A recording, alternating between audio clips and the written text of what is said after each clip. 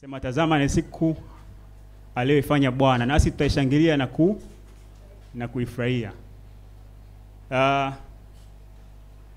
Leo tutakwenda kusikia somo ambalo litaendelea kutujenga kwa habari ya ufahamu wetu katika kuelewa ulimwengu wa roho ulivyo. Kwa sababu katika ulimwengu tuliopo ziko roho ambazo zinatenda kazi. Na tusipoelewa ulimwengu wa roho ambao tuko nao, ambao pia ulimwengu huu unaweza ukaathiri katika ulimwengu huu, tusipoelewa namna ya utendaji kazi wake, kuna wakati mwingine tunaweza kupitia changamoto fulani au tunaweza tukakwama mahali fulani, lakini tusipoelewa kwamba wakati mwingine chanzo chake ni kinasababishwa na ulimwengu ambao sio huu wa kueleweka. Kwamba kuna vitu unaweza ukavipitia katika maisha, kuna mahali unaweza kukwama, kuna vitu unaweza ukawa na experience, alafu katika namna ya akili za ufahamu huu usiweze kupata majibu. Lakini kwa mtu ambaye anaelewa namna au kanuni za ulimwengu wa roho, maana ni kwamba hata akipita katika hiyo hali anaweza akatambua kwamba jambo hili limesababishwa na ulimwengu wa roho. Kwa hiyo ni muhimu sana kuendelea kupata mafundisho ambayo yatatusaidia kuweza kufahamu ulimwengu wa roho jinsi utendavyo kazi. Kwa hiyo utakuwa na kichwa kinachosema, jumbe leo utakuwa na kichwa kinachosema elewa namna ya kupambanua roho. Elewa namna ya kupambanua roho. Kwamba kabla tujaenda zaidi tuelewe kwamba katika ulimwengu huu tunaoishi ziko roho zitendazo kazi, kama nilivyosema. Ziko roho zitendazo kazi. Na tunamsifu Mungu na tunamtukuza Mungu, lakini tuelewe kwamba Mungu ni roho. Kwamba Mungu yupo katika ulimwengu usioonekana kwa macho ya damu na nyama. Lakini pia malaika, pepo na ibilisi pia ni roho. Kwa hiyo tutaelewa kwamba ulimwengu wa roho ambao tunauzungumzia au ambao tunazungumza sifa zake ni ulimwengu ambao hauonekani, lakini ni halisi kabisa. Ni halisi kabisa. Kwenye kitabu cha Yohana 4:24 anasema Mungu ni roho, nao wamwabudie yeye mwapasa kumwabudu katika roho. Mungu ni roho, nao wamwabudie yeye mwapasa kumwabudu katika roho na kweli. Kwa kumbe Mungu tunayemwabudu ni Mungu ambaye yupo katika ulimwengu wa roho. Sasa kama Mungu yupo katika ulimwengu wa roho ambao sisi tupo katika ulimwengu wa mwili, lazima tuelewe kanuni za ulimwengu wa roho zinavyotenda kazi, au namna ambavyo ulimwengu wa roho unavyoweza kushirikiana na ulimwengu wa Mungu, au unavyoweza kuathiri ulimwengu wa mwili. Kwa sababu kuna somo tulisoma hapa, tulisikia hapo wiki moja iliyopita, ikatueleza kwa upana kwa habari ya ulimwengu wa roho. Lakini kwa leo tutakwenda kuangalia hili somo la namna ya kupambanua roho. Kwa sababu kama tulivyoona ibilisi ni roho, Mungu pia ambao tunamwabudu ni roho. Sasa lazima tuweze kupambanua roho inayotenda kazi katika scenario fulani au katika hali fulani.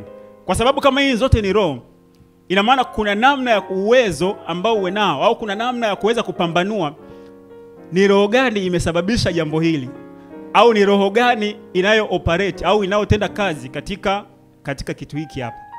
Kwa sababu kama ni roho, ina maana kuna namna ambavyo unaweza ukaangalia ukajua kwamba roho inayotenda kazi nyuma ya hili ni roho gani. Na ndio maana nakuja kwenye kitabu cha Yohana wa kwanza 4:1 anasema wapenzi, msiamini kila roho, bali zijaribuni roho hizo kwamba kweli zimetokana na Mungu. Anasema kwa sababu manabii wengi wa uongo wametokea duniani. Kwamba tumeambiwa tusiamini kila roho.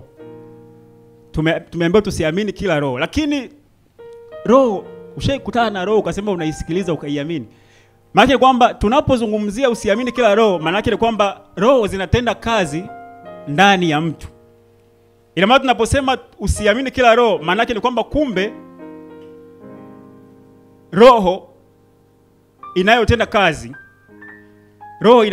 inatenda ndani ya mtu. Kwa hiyo tunaposema tusiamini kila roho, tunasema manabii wengi wa uongo wametokea duniani. Maana kwamba hao manabii ndio wanatenda kazi, lakini kwa roho ambazo zilizoko nyuma. Kwa hiyo kupambanua roho ni kitu cha msingi mno.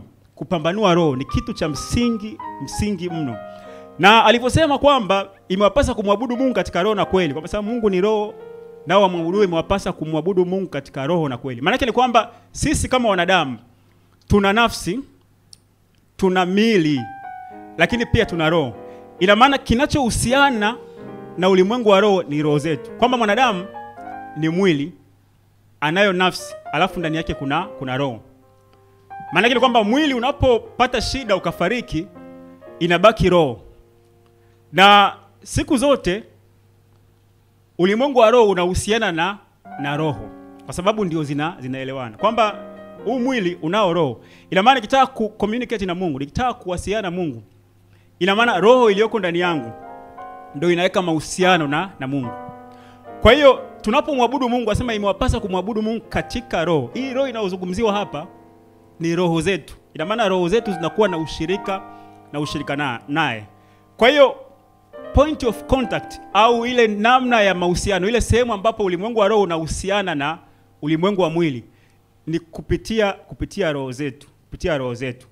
Na kingine ambacho nataka nikiseme kwamba ulimwengu wa roho hauna uhalali katika ulimwengu huu wa mwili. Kwamba hauna uhalali katika ulimwengu wa mwili usipokuwa na mwili. Kwamba ili utende kazi katika ulimwengu wa mwili, ulimwengu wa roho unahitaji mwili. Kwa sababu ulimwengu wa mwili huu ambao tuliopo, dunia hii tuliopo, kitu ambacho kimepewa mamlaka, kimepewa nafasi ni kila chenye mwili.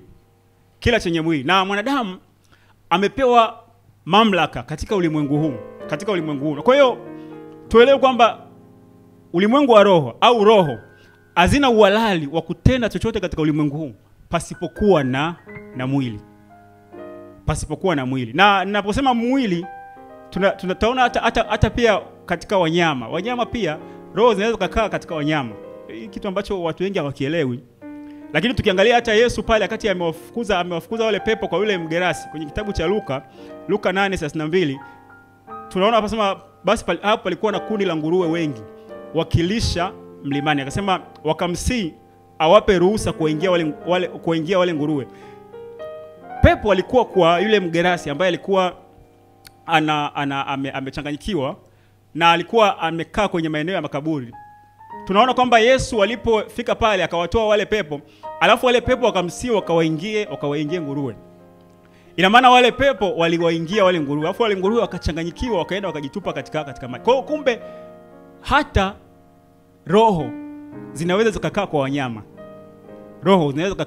Lakini tutakuja kuona kwamba wakikaa kwa wanyama hawana impact, kwa sababu katika ulimwengu huu aliyepewa uwezo wa kufanya maamuzi ni mwanadamu.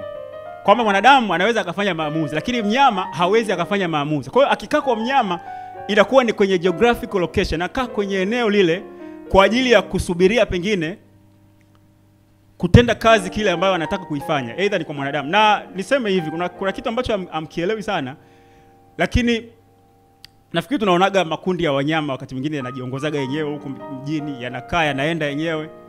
Tunaweza kusema tu kwamba, lakini kwa watu ambao wanaoelewa mambo ya rohoni, wanyama ambao wanajilisha wenyewe, wanajichunga wenyewe, wako wenyewe, unakuta ile ni camp tu, wamekaa wako pale kwa ajili ya kuna roho ambazo wanazihifadhi katika geographical location. Sio rahisi sana kuelewa hiki kitu, lakini tuelewe tu kwamba katika wanyama pia roho zinaweza zikaingia ndani yake, zikakaa. Lakini hasa kwa mwanadamu, Lakini kingine pia, kama nilivyosema kwamba mwanadamu ndio anaweza kufanya maamuzi, na mwanadamu ndio amepewa uwezo wa kutawala dunia. Kwa hiyo ulimwengu wa roho ukitaka kuleta athari katika ulimwengu, utakuwa na interest au utamtafuta huyu mwanadamu ambaye amepewa mamlaka. Ni kwamba ukitaka kufanya mabadiliko mahali, lazima uende kwa yule ambaye anaongoza mahali pale. Kwamba hata katika ulimwengu huu wa kawaida, unataka kuleta impact sehemu, angalia mfanya maamuzi. Kwa hiyo mwanadamu, kwa sababu ndiye aliyepewa mamlaka ya kufanya maamuzi katika ulimwengu huu, Maana yake ni kwamba roho yote itakayoingia ndani yake, roho yote ambayo itaweza kumbadilisha huyu mtu, maana yake ni kwamba maamuzi yale ambayo atayafanya kulingana na ile roho ndio yataleta athari katika ulimwengu wa mwili. Kwenye kitabu cha Mwanzo moja mstari wa 26 tunaona ile original idea ya Mungu, ile wazo la asili ya Mungu.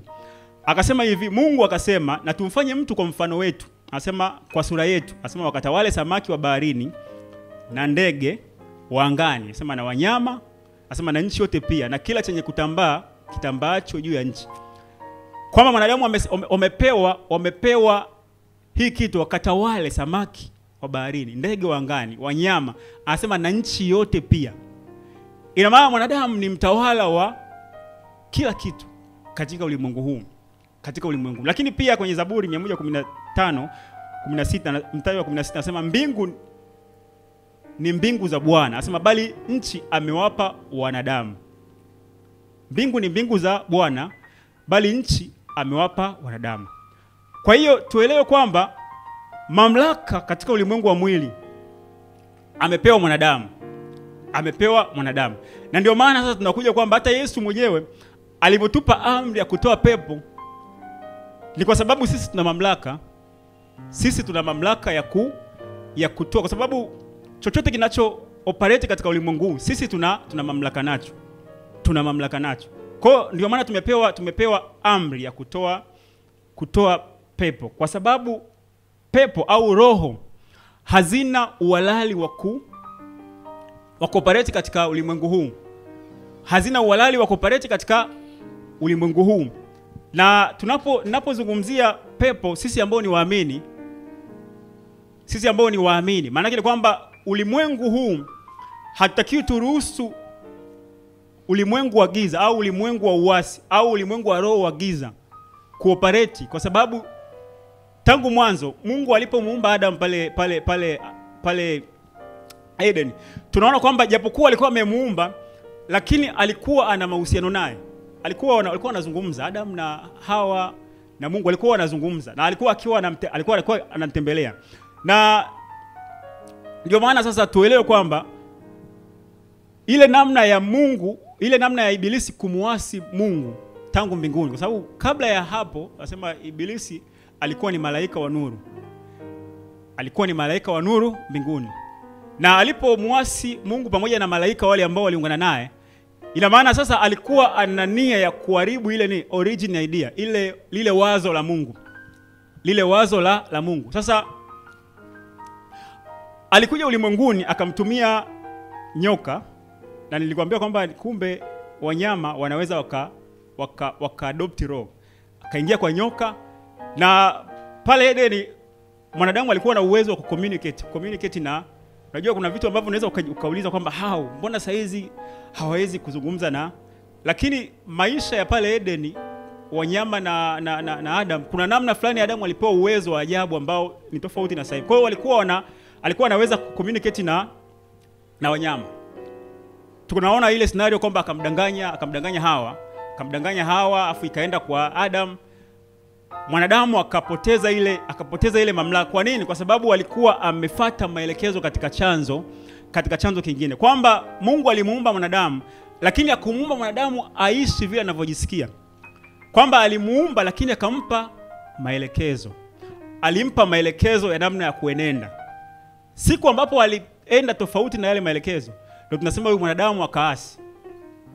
Kwa hiyo tuendelee kwamba Mungu kupitia Yesu Kristo tulipewa mamlaka ya kutoa pepo, kwa sababu mapepo sio halali. Kwamba yalifukuzwa mbinguni yakaja ulimwenguni ili kutaka kuharibu lile kusudi la Mungu, kwa sababu siku zote Ibilisi anapingana na lile kusudi au mawazo ya Mungu. Ibilisi ni mharibifu, lakini lengo kubwa ni kuharibu ile original idea ya Mungu, ile wazo la asili la Mungu, kwamba mwanadamu huyu ameumbwa atawala. Kwa hiyo akaja kwa mwanadamu ili kusudi aharibu ile kazi ya Mungu, kwa sababu sisi ni kazi ya Mungu. Kwa hiyo ile kuturejeshea wokovu au kuturejeshea mawasiliano na Mungu, au kuturejeshea ule uhusiano na Mungu, Yesu pia akatupa mamlaka ya kutoa pepo. Kwamba haikuishia tu kwamba ametuokoa dhidi ya dhambi, lakini akatupa mamlaka dhidi ya hao pepo. Bwana Yesu asifiwe. Ndio inakuja sasa katika kitabu cha Marko 16:17 asema, na ishara hizi zitafuatana na hao waaminio, kwa jina langu watatoa pepo, asema watasema kwa lugha mpya.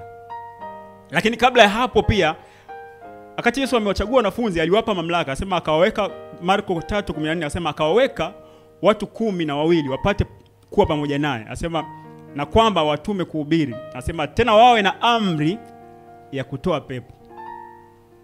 Wawe na amri ya kutoa pepo.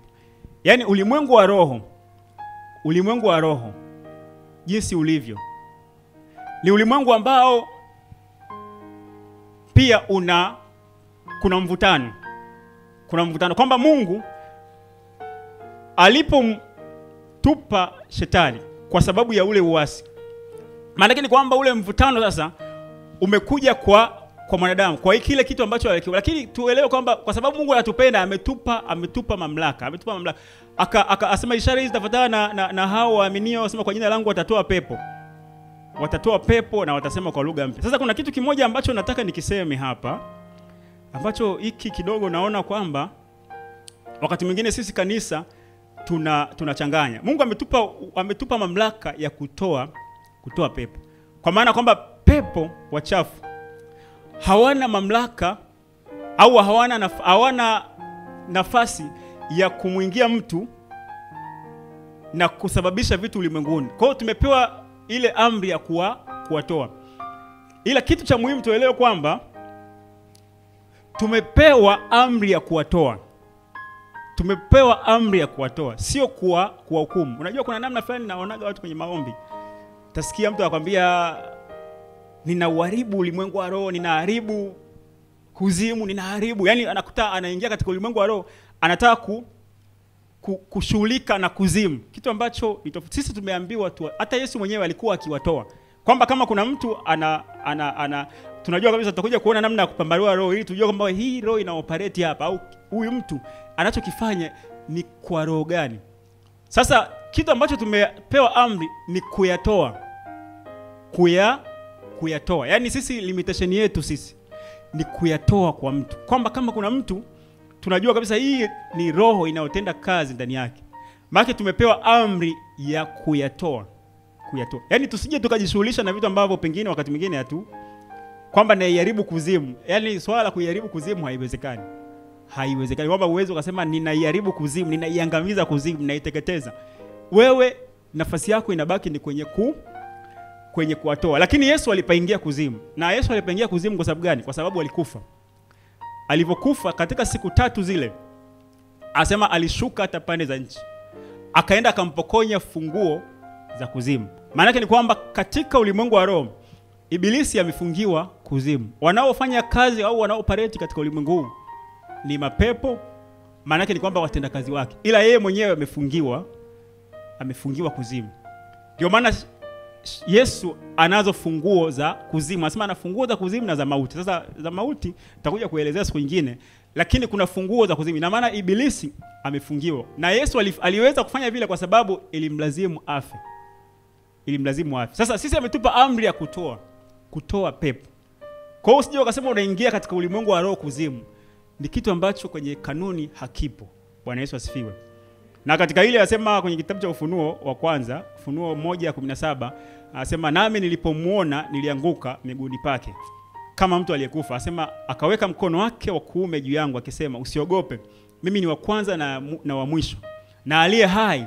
Anasema nami nimekufa na tazama ni hai hata milele na milele, nami ninazo funguo za mauti na kuzimu. Hapa ni Ufunuo wakati Yohana yupo katika hali ya roho, akapelekwa katika hali ya roho. Kuna namna ambavyo alikutana na Yesu. Sasa ndio alikuwa anajitambulisha, anasema mimi ninazo funguo za mauti na za kuzimu. Ina maana Yesu ana funguo za mauti na za kuzimu.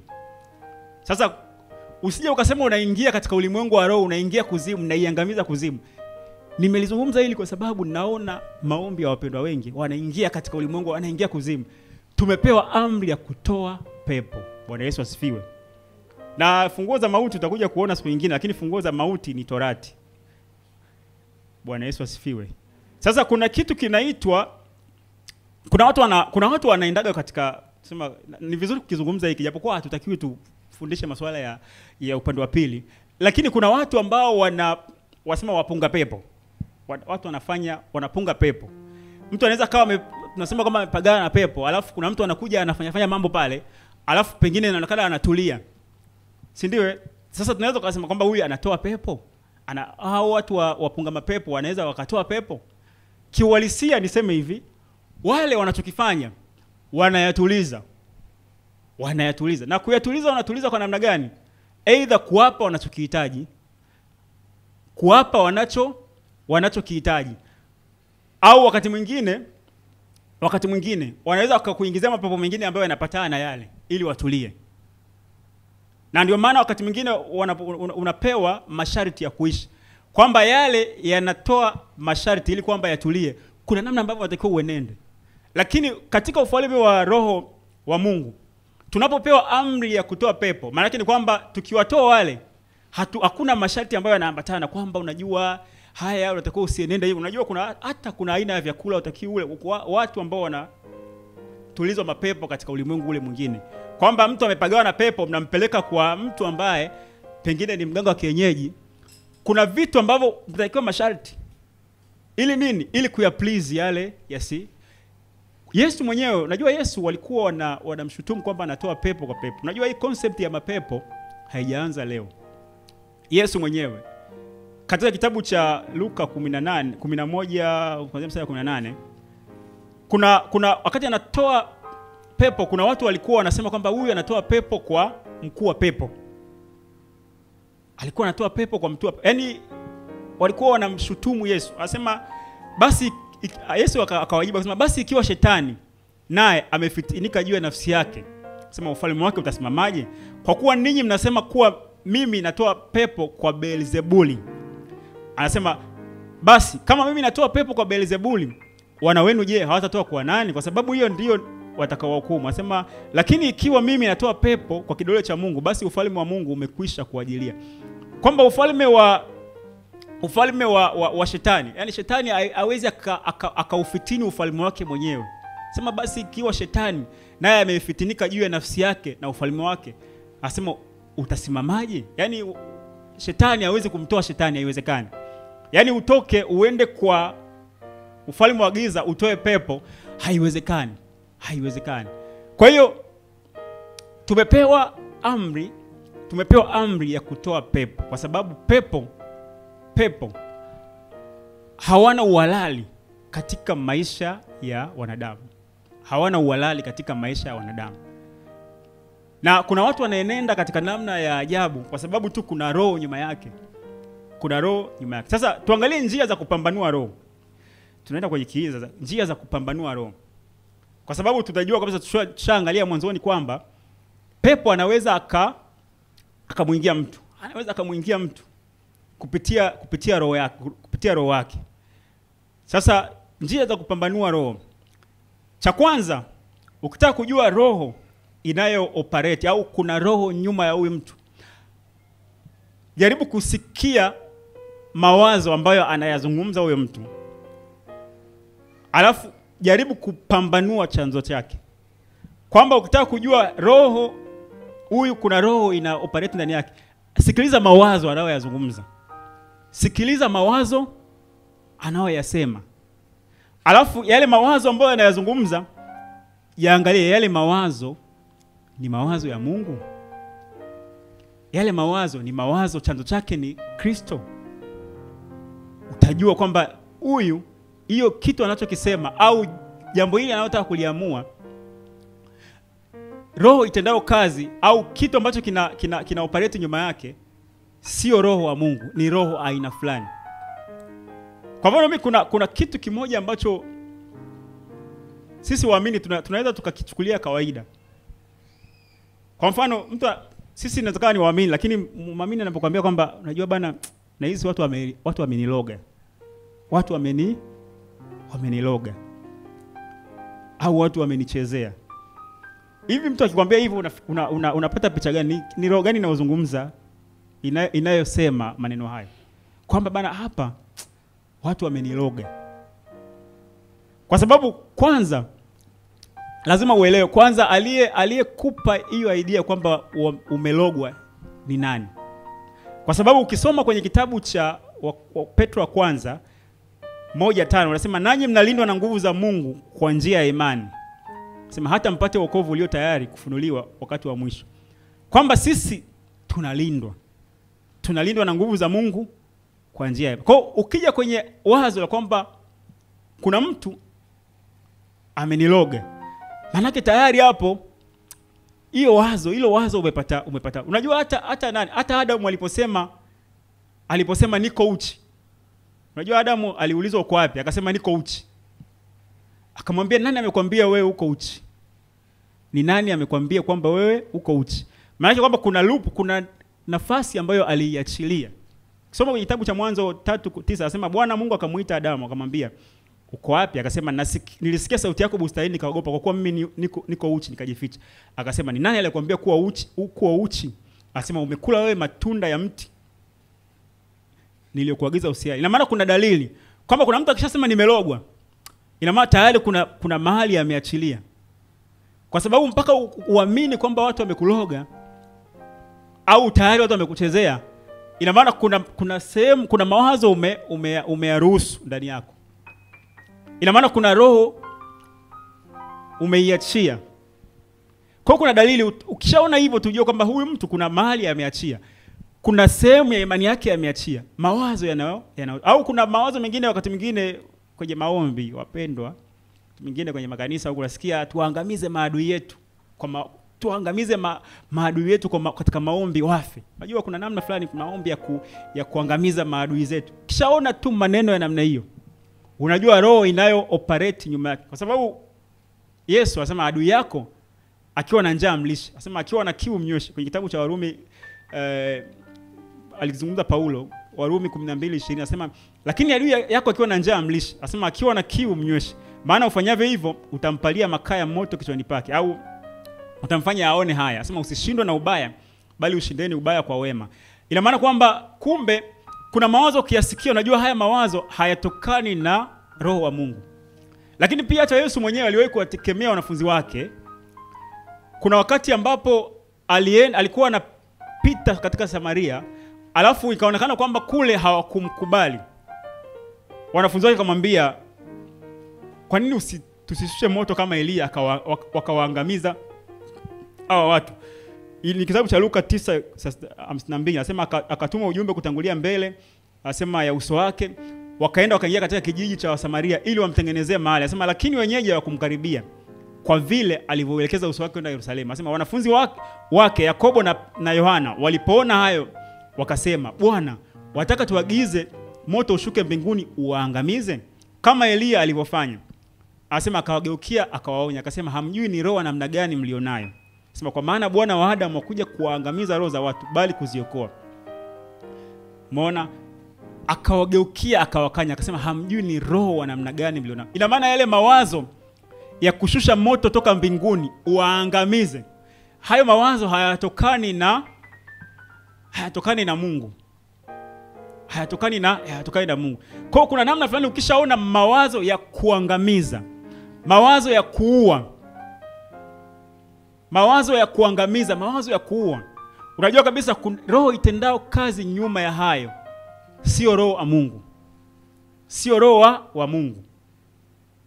Kwa sababu sema mwivi haji ila aibe, kuchinja na kuharibu. Sema bali mimi nilikuja ili wawe na uzima kisha wawe nao tele.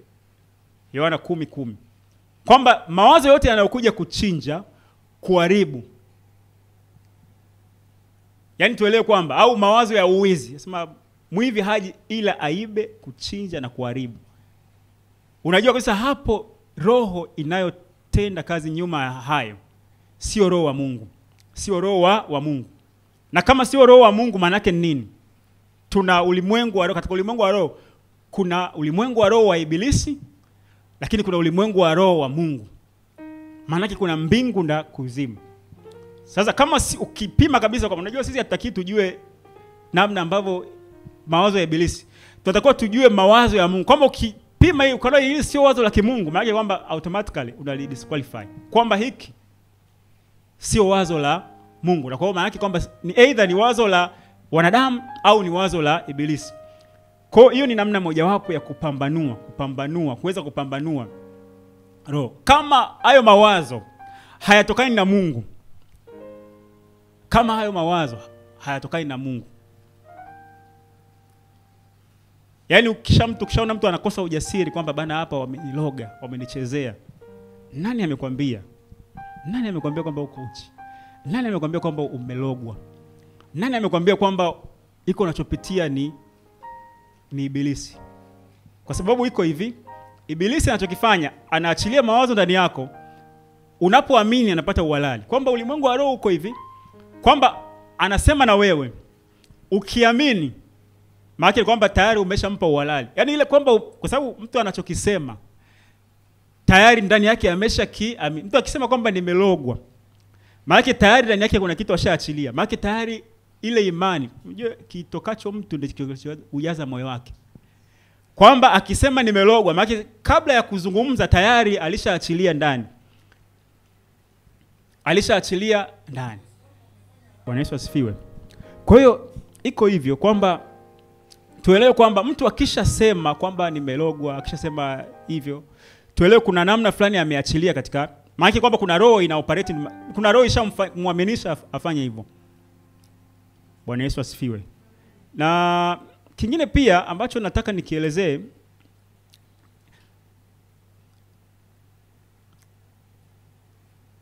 kwamba njia za kupambanua roho, hii ni ya kwanza, mawazo. Lakini ya pili pia unaangalia pia matendo. Matema kutenda matendo yasiyo haki. Mtu ambaye anatenda matendo yasiyo haki, ujue kwamba kunaweza ukagundua kwamba roho inao operate ni kitu gani. Sasa hii kitu haki, unajua kitu haki inatolewa kwa mujibu wa sheria. Tunapozungumzia sehemu yote haki, kisa sema neno haki, maana yake kwamba nyuma yake kuna sheria. Sasa kuna mtu ambaye anayetenda matendo kinyume na haki au kinyume na sheria. Unajua kabisa kwamba kuna roho ina operate hapo, ni roho pengine ya hila, roho ya udanganyifu na kadhalika.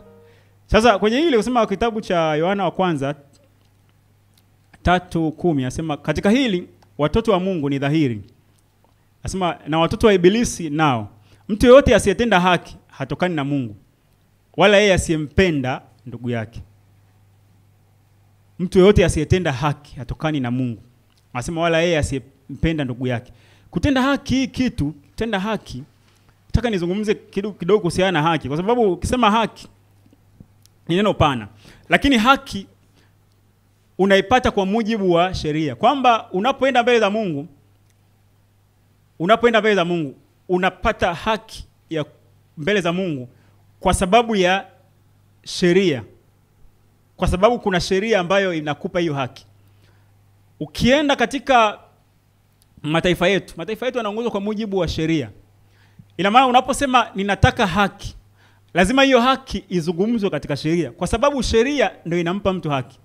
Sisi tunakubalika mbele za Mungu kwa sababu ya sheria ya roho wa uzima. Maana yake kwamba Mungu kwa njia ya neema, kwa njia ya kulipa deni letu, kwa njia ya kutustahilisha pasipokustahili, anatupatia haki kwa sababu ya ameshalipa package nzima. Kama tukienda mbele zake kama tumemwamini Kristo, maana yake kwa njia ya Kristo tunahesabiwa au tunapokea haki. Kwamba ukienda mbele za Mungu nje ya Kristo haukubaliki. Kwa nini? Kwa sababu ili upewe haki kuna sheria. Na sheria ni nini? Ni kumwamini Yesu Kristo. Yesu akasema mimi ni njia, kweli na uzima. Mtu haji kwa Baba pasipo kupitia mimi. Ina maana unataka haki, unataka haki ya kuaccess mbele za Mungu. Unataka haki ya kuaccess ulimwengu wa roho wa Mungu. Njia ni Yesu Kristo. Katika tawala zetu pia hizi, unataka haki fulani, lazima ujue sheria inayokupa hiyo haki. Kwa sababu haki itolewi bila kuzungumzwa sheria. Kitu kinaitwa haki iwapo kimetajwa kwenye sheria.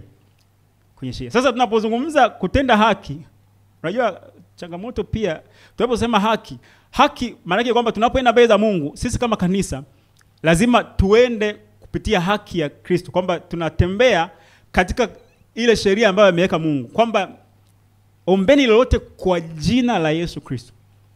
Ina maana tuna uhakika wa kupokea kwa sababu tumetimiza sheria. Tumeomba kwa jina la Yesu. Lakini pia katika ulimwengu huu pia ukitaka kudai haki, lazima kuna sheria ambayo imetamka hiyo. Kwa hiyo tunapozungumza kutenda haki, wana wa Mungu au sisi kama kanisa, ni katika maeneo yote. Katika maeneo yote. Kwamba tunapoenda mbele za Mungu katika kanisa, imani yetu lazima iwe kupitia Kristo. Lakini pia hata katika maisha yetu haya, lazima tuwe ni watu wa kutenda haki. Ni watu wa kutenda haki. Na unajua katika maisha yetu tunayoishi, hatuwezi tukajitenga na ulimwengu kwa sababu sisi tuko ulimwenguni. Wakati mwingine tunafanya kazi katika maeneo mbalimbali. Sasa inapotokea wakati mwingine tunakuwa na mawazo ya kutotenda haki, mawazo hayo hayatokani na Mungu, kwa sababu moja ya kitu ambacho kinaweza pia kikatusababishia Mungu akaruhusu tuadhibiwe ni pale ambapo hatutendi haki.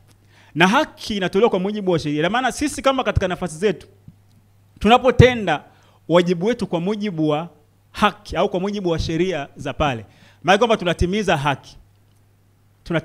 Wakati mwingine sisi waamini tunafikiri kwamba tunapozungumza maisha ya haki tunazungumza tu ni ya kanisani. Lakini pia hii inatugusa hata katika maisha yetu ya kila siku, kwamba tutende yote kwa mujibu wa sheria zinazotuongoza mahali popote. Kuna siku moja askari mmoja alishaye kuniulizaga. Aliniuliza swali, nafikiri lilikuwa la mtego. Askari alikuwa ananiuliza, "Sema sasa bana, mimi ni askari. Tumeenda labda kuna mtu anataka kuwadhuru watu. Nikaenda nikammaliza. Hivyo ni dhambi au sio dhambi?" Unajua kuna maswali kama hayo. Hiyo ni dhambi au sio dhambi? Sasa mimi ni askari. Mimi nikamjibu tukamwambia, umempa haki yake kwa mujibu wa sheria. Kwa sababu sheria inakutaka utekeleze pale ambapo kuna threat, mtu anataka kuwadhuru watu. Kwa mujibu wa sheria, maana kwamba umempa haki yake. Bwana Yesu asifiwe. Yaani ukisema hivyo kuna mtu anasema mbona kama sio wa kiroho, mbona mafundisho yako sio ya kiroho. Lakini kwa mujibu wa sheria, hata ukienda kwenye wewe ni mwanajeshi, ndio wewe ni mwanajeshi, mmeenda kwenye vita, yaani tena Mungu akupe upako wa kuweza kupambana vizuri ili nini? Kwa sababu pale unachokifanya nini? Unatekeleza nini? Unatekeleza sheria nao, sio kwa matakwa yako, kwa sababu uko chini ya sheria.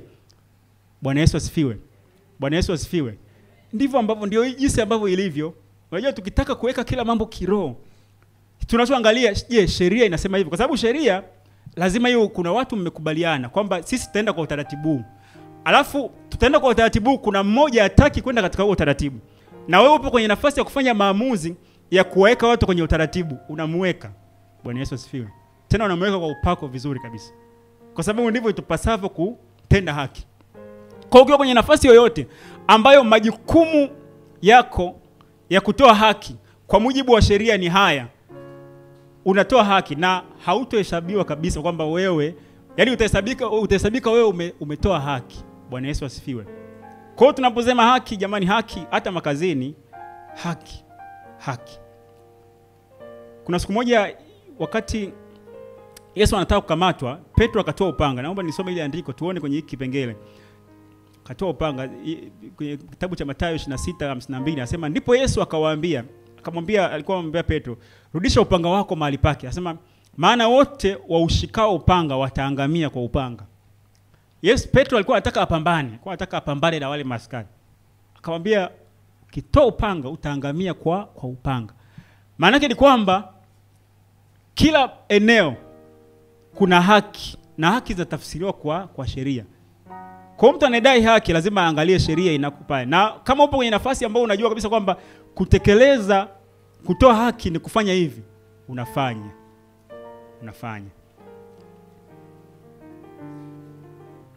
Na katika hili nataka niwasitize sana jamani, kwenye mamlaka hizi, yani unajua sisi vijana wakati mwingine tunaweza kuwa tunafuata mikumbo yani usije ukafuata kitu ambacho hujui kwamba hii haki unaitaka unaitaka kwa mujibu wa sheria ipi. Yaani ni kitu cha muhimu sana. Tusije tukapingana na wakati mwingine wenye mamlaka kwa sababu ya kudai haki ambayo pengine haujui sheria inayo. Kwa sababu bila hivyo, bila kuliambia kanisa hivyo, wakati mwingine kanisa linaweza likaingia katika mkumbo. Na niseme hivi. Yaani kuna namna ambavyo kwa sababu tunaishi katika ulimwengu, ili tuweze kuyafurahia maisha ya ulimwengu huu, lazima pia tutekeleze sheria za ulimwengu huu. Yaani sheria za ulimwengu huu sisi kama waamini, ili tufurahie maisha, kwa sababu tunaishi katika ulimwengu ambao unaongozwa na sheria pia za ulimwengu huu. Sisi tunatembea tuna mahusiano na ulimwengu wa roho kwa sheria ya roho wa uzima. Lakini haitutoi kwamba tupo katika ulimwengu ili tuyafurahie maisha ya ulimwengu huu.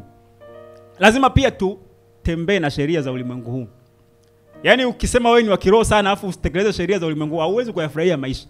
Kwa furaha ya maisha yetu pia imetimilizwa katika kufuata utaratibu. Na moja ya utaratibu ni kutekeleza sheria za mamlaka ambazo zinatuongoza. Kama unataka kutembea nje ya sheria zinazoongoza katika ulimwengu, ukawa unaenda kwa sheria za kwako, bali kwamba hauwezi kuwa na ile furaha kamilifu. Utakuwa wa kiroho sawa, mbinguni utaenda, lakini hapo utapata shida. Nakumbuka kuna siku moja nilishawahi kuonaga miaka ya nyuma kidogo. Kuna watu fulani walienda airport kama wanataka wasafiri kwenda nchi ya Israeli. Wanasema Mungu amewaonesha. Wakaenda airport pale, wakakimbizwa. Wakaika kambi jangwani nafikiri. Walikuwa wanataka kupanda ndege kinyume cha taratibu, wakisema tumeoneshwa katika ulimwengu wa roho. Kitu ambacho lazima tuangalie sheria zinasemaje. Yaani usipotimiza sheria,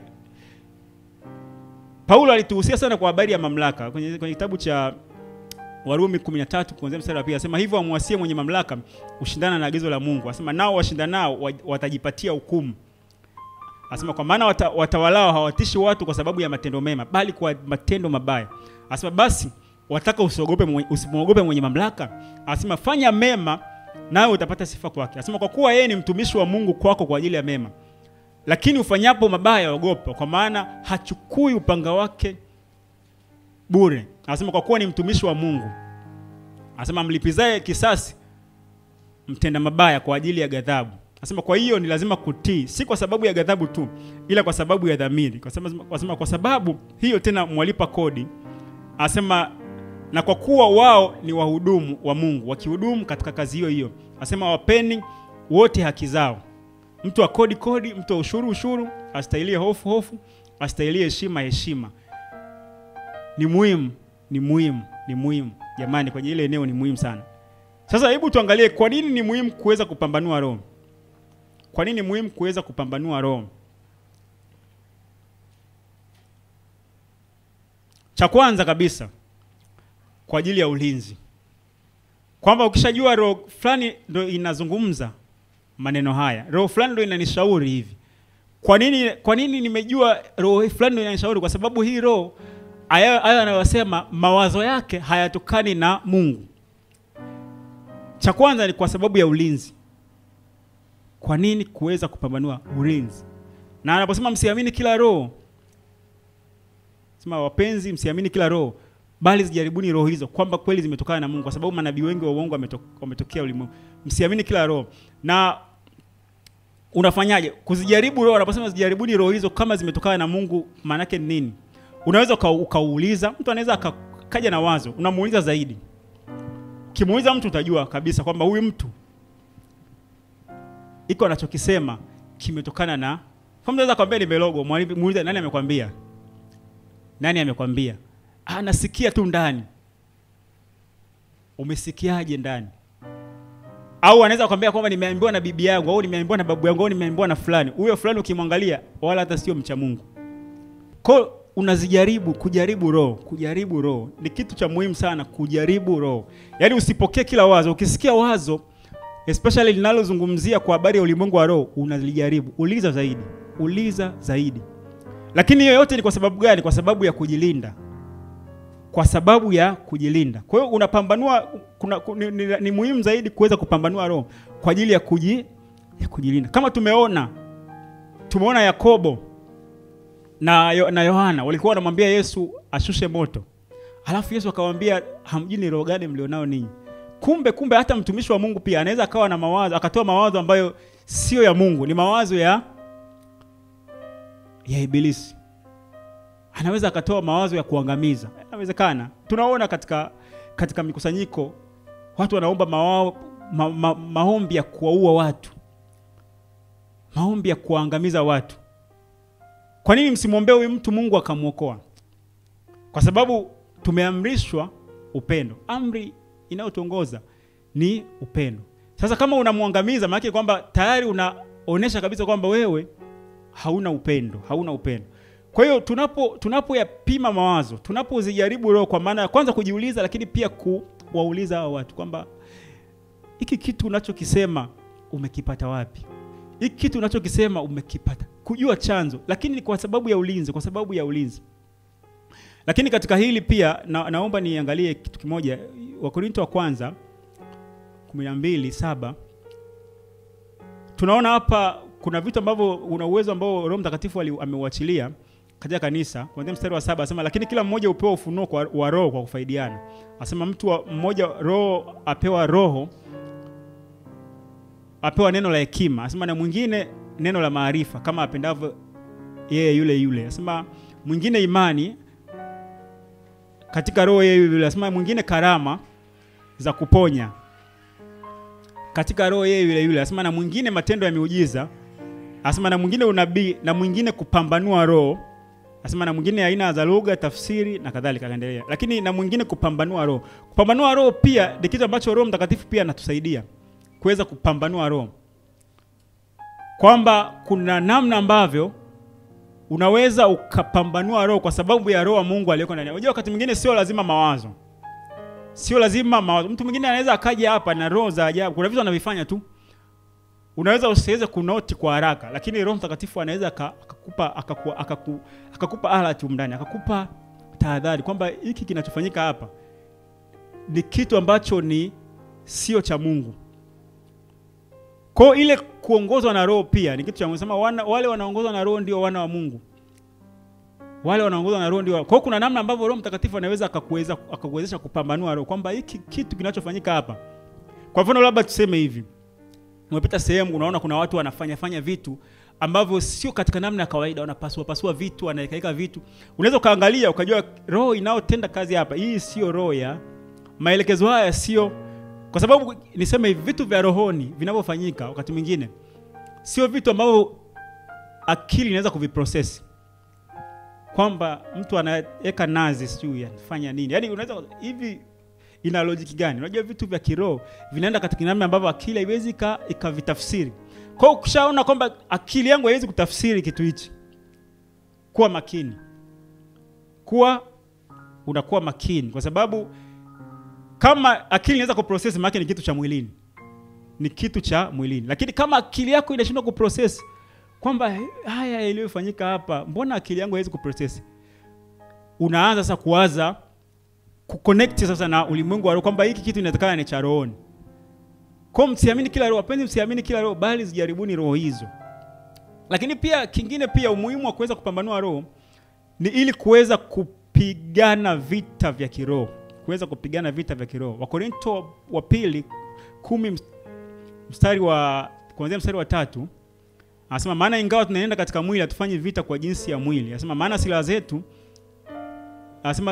maana silaha za vita vyetu si vya mwili bali vina uwezo katika Mungu wa kuangusha ngome.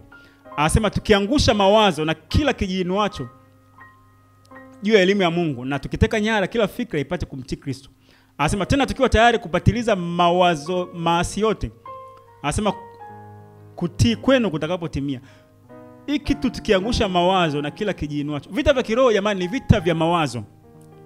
Kwamba vita vya kiroho ibilisi anaachilia mawazo kupitia watu ambao wanamwamini. Kwamba kuna watu wanaachilia mawazo ya uasi, kuna watu wanaachilia mawazo ya kuwapotosha watu, kuwafanya watu watende matendo maovu. Maana kwamba roho zilizoko nyuma yao ni roho za ibilisi. Sasa sisi tunasema vita vyetu si vya damu na nyama. Anasema na hatufanyi vita kwa jinsi ya mwili. Anasema tukiangusha mawazo na kila kijiinuacho. Kuangusha mawazo ni kufanya nini? Kuyakataa. Kwamba kuna mawazo yanaweza kaachiliwa, kuna idea zinaweza zikaachiliwa. Mtu akisha kwambia tu kwamba bana kuna jambo hili hapa, unajua katika ulimwengu, katika hapa Morogoro hapa pabaya hapa. Akishaanza kukuogopesha namna hiyo, kwa sababu mawazo ndio yanatengeneza loop. Kwa maana gani? Unaposikia mawazo alafu ukayaamini, maana kwamba umetoa access ya ile roho ambayo imetoa hayo mawazo kutenda kazi na wewe. Ibilisi akitaka kutenda kazi kwa mtu, anaachilia mawazo. Alafu hayo mawazo yatampa hofu, kwa sababu mazingira ya hofu, mazingira ya uoga ndio mazingira rafiki kwa ibilisi kuoperate. Lakini mazingira yenye kumtumainia Mungu au moyo wenye kumtumainia Mungu, kama unasikia neno linakupa ujasiri katika Mungu, unasikia neno linakupa nguvu katika yeye, linakupa kumtumainia yeye, maana yake ni kwamba mahali hapo pana imani. Mahali hapo ndipo ambapo Mungu anaweza akatenda kazi. Kwa nini? Kwa sababu pametengeneza imani. Kwa hiyo tunaposikia mafundisho katika television, katika redio au mahali popote ambayo yanatufanya tuogope ulimwengu wa roho wa giza au tumogope ibilisi, jua kwamba kinachopandwa mahali hapo sio cha roho wa Mungu. Tunaangalia kwenye television wakati mwingine, ukichungulia unaona watu ambao pengine mambo ya ushirikina wanazungumza shuhuda za kishirikina. Mambo yanatisha. Sasa ukishaangalia vile ukahofia, maana kwamba ukishahofia, maana kwamba moyo wako umetengeneza mazingira ya ibilisi kukuataka. Kwa lazima tusikilize mafundisho na utupe ujasiri katika Mungu. Kwamba tunaposikia mafundisho lazima yatujenge sisi kuwa na ujasiri katika yeye. Kwamba tunalindwa na nguvu za Mungu kwa njia ya imani.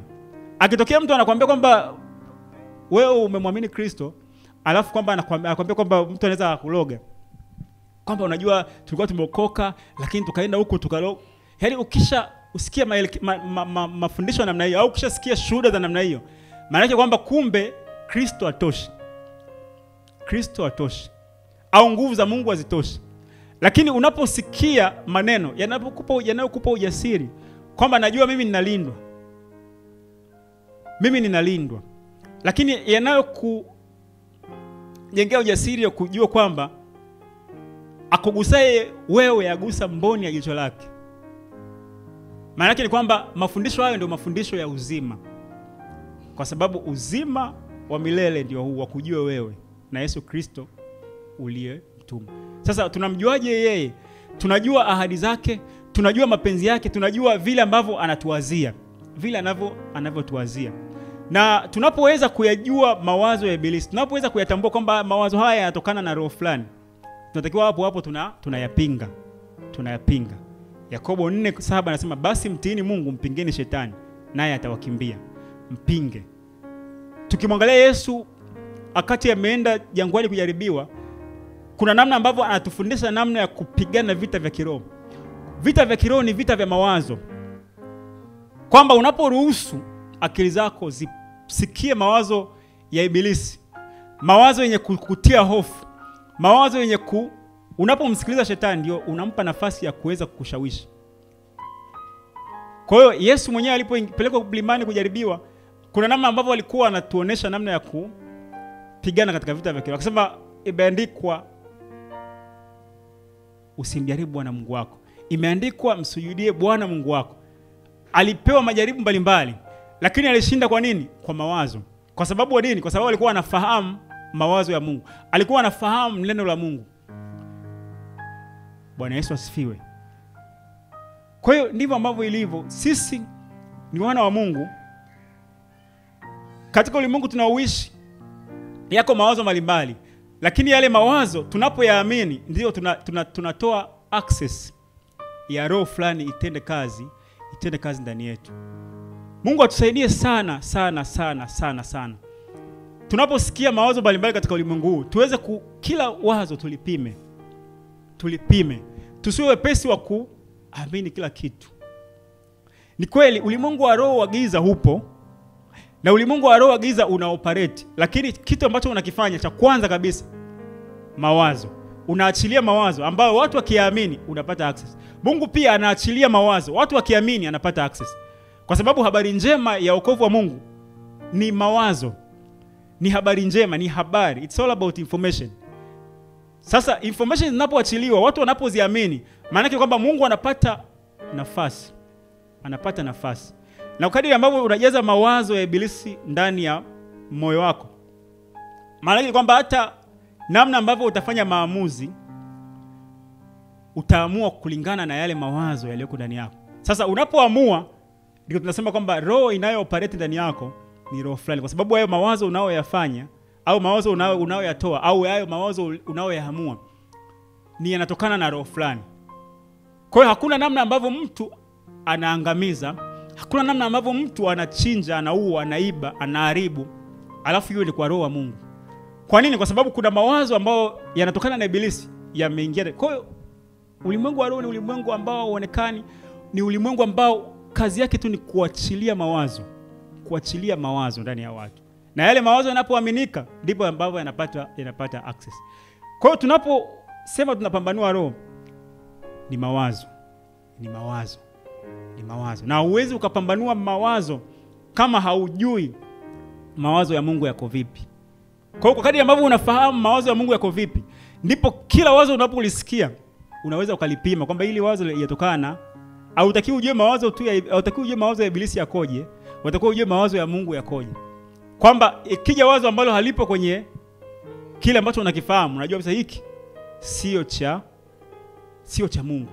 Unajua hata ukiangalia benki kuu inafundisha hela ambayo ni halali. Haifundishi hela feki zikoje, kwa sababu hela feki zinaweza kaja katika namna mbalimbali.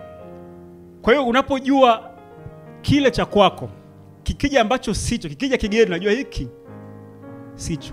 Na ndio maana hata sisi Biblia inasema tumeandikwa, majina yetu yameandikwa katika kitabu cha uzima. Kwamba Mungu haandiki watenda dhambi na ambao anaandika wale ambao wamemwamini yeye. Ili wanaposogea mbele zake anaangalia wale ambao majina yao yapo kwenye kitabu cha uzima. Maana yake sehemu yao ni ile. Kwa hiyo sisi tukaze zaidi kwenye kusikia mawazo ya Mungu. Bwana Yesu asifiwe. Tujue asili yake, tujue kile ambacho kinatupasa kukifahamu kutoka kwake. Tujue asili ya Mungu wetu ikoje. Alafu tukishaweza kuyafahamu hayo, ndipo ambapo tunaweza tukapambanua roho. Akili zetu tuzilinde na mafundisho mbalimbali. Mafundisho yote ambayo yanatufanya kuwa na uoga. Ukisikia unasikia mafundisho una uoga. Unasikia taarifa unapata uoga. Kwa mfano mtu akikwambia bana mimi, unasikia mpendo mwenzako anambia bana mimi watu wameniloga. Tayari baki kwamba nikiamini ina maana na mimi pia ile roho naikaribisha ingie ndani yangu. Kwamba bana fulani bana wamemfanyia hivi. Haki tayari na mimi pia ni rahisi ile roho kuoperate ndani yangu. Kwa nini? Kwa sababu nimeamini kwamba mwana wa Mungu, wewe unalindwa. Wewe ni mtoto wa Mungu. Alafu inawezekanaje? Bwana Yesu asifiwe. Baba yetu, Mungu wetu wa mbinguni, nakushukuru kwa neno lako hili Bwana. Ninaamini kabisa kwamba umezungumza nasi siku ya leo ili tuwe na ujasiri katika wewe. Ili tuweze kuyapambanua mawazo yanayokuja mbele yetu, kwamba yametokana na wewe ama hayajatokana na wewe. Tunafahamu kwamba katika ulimwengu tunaoishi ziko sauti za namna nyingi, na hakuna sauti isiyo na maana. Kwamba tuko katika ulimwengu ambao roho zina influence, roho zina ushawishi katika ulimwengu huu. Lakini Mungu, neno lako na uongozi wako ndio unaweza kutusaidia kuyashinda yote. Endelea kutujenga kwa maneno yako ya uzima, ili tutembee katika njia zako, ili tuweze kushinda hila. Na tunaelewa kwamba hila ni maneno ya udanganyifu. Na tunapotembea katika udanganyifu, ndipo ambavyo hakika maisha yetu yanaweza kuharibiwa. Mungu, umetupa neno lako ambalo katika hilo linaweza kutuwezesha kupinga hila za yule mwovu. Endelea kutusaidia na kutujenga ufahamu wetu, ili uwe thabiti katika wewe. Ili changamoto zinapokuja, na madanganyo yanapokuja tuweze kuyakataa, nasi tuendelee kukutumaini wewe, tuendelee kukutumaini wewe pekee, kwa sababu wewe ndiye msingi wetu. Asante Mfalme kwa ajili ya neno hili Bwana. Ninaomba Bwana ukaendelee kutuimarisha zaidi na zaidi, tukujue wewe, tujue mapenzi yako Mungu. Ukaendelee kutujenga katika mafunuo, ukatuinulie walimu ambao pia wataendelea kutufundisha zaidi na zaidi. Tusomapo maandiko, Roho Mtakatifu katuongoze pia, tuende kujua vile ambavyo unatuwazia na tuweze kusimama katika ahadi zako. Kwa utukufu wa jina la Yesu Kristo nimeomba. Amen.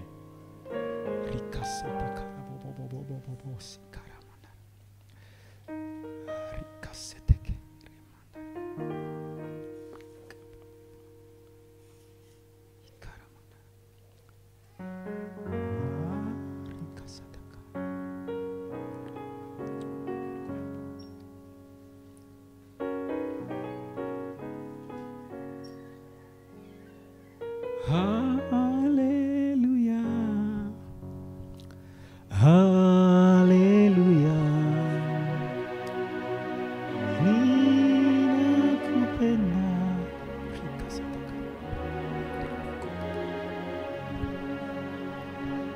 Hallelujah.